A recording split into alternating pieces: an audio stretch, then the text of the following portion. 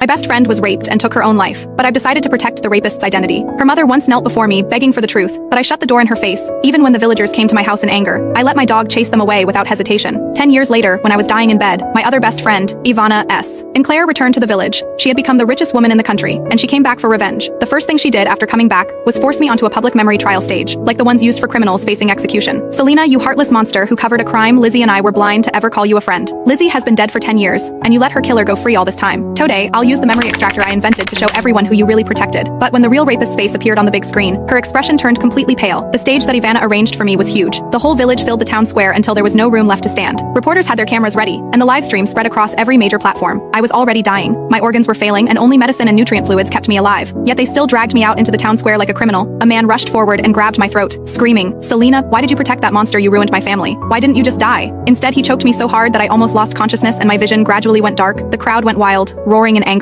What a heartless woman. Her friend was raped before her death, and she knew who did it but stayed silent. Her friend jumped into the river to end her life. Her poor mother begged her until her knees bled, and she still refused to open the door. She even set her dogs on people. How disgusting can she be? All of their curses were aimed at me. Ivana stood nearby, her brows tightly furrowed. In this entire world other than Lizzie's parents, no one hated me more than she did. 10 years ago, Lizzie Blake, Ivana Sinclair and I were the closest of friends. However, after Lizzie was assaulted and took her own life in the woods near my home, our friendship fell apart. In her suicide note, she wrote that I saw the man who raped her. From that moment on, everyone believed I was protecting the rapist. And the truth was, I did protect him. Ivana stepped in front of me, her voice cold and sharp. "Selena, I'll give you one last chance. Tell me who the rapist is, then turn yourself in to the police. It is not too late yet, but once I start the machine, the high-frequency pulses will crush every bone in your body again and again. You won't even have a chance to defend yourself." My face went pale in an instant. I struggled and screamed in panic. "Eva, no, you can't look into my memory." She grabbed my wrist tightly, her teeth clenched, scared. "Now it is too late for that. I am getting justice for Lizzie." Tears ran down my face as I begged, "Eva, please, don't do this. If you show my memories, you'll regret everything." She gave a bitter laugh, her eyes red with fury. "Regret? The only thing I regret is ever calling you my best friend." Two guards forced me into a metal chair. Cold cuffs locked my hands and feet in place. I struggled, but they pressed a heavy helmet over my head. 1,000 tiny needles stabbed into my scalp, digging deep into my mind. I screamed as my body shook violently. In that moment, it felt like my soul was being torn apart. Even so, the crowd beneath the platform stayed furious. Rotten vegetables and spoiled eggs flew through the air, hitting the stage as they screamed insults at me. "Fake friend, rapist protector, go to hell, you witch." On the big screen, my memories began to play in reverse. The first one appeared for everyone to see. It was 3 days after Lizzie's death. They had dragged me to her wake. Everyone demanded that I tell them who the rapist was. Some spat on me, others threw stones. One person yanked my arm so hard and then another pulled my hair until it was a tangled mess. Fists hit my body over and over until my whole body turned black and blue. I ran away in fear, with the villagers chasing after me like I was the criminal. When I turned back, I saw smoke rising in the distance.